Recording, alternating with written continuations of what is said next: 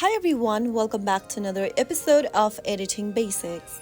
In this video, we will be learning how to download iMovie application on your iOS device. To download iMovie application on your iOS, first of all open up your App Store. Now go to the search box at the top and type in iMovie.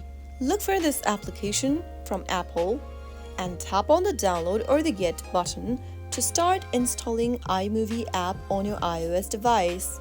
Now wait for the application to download, which will take a couple of minutes, and you will have your application installed in no time. iMovie is known to be a popular video editing software developed by Apple.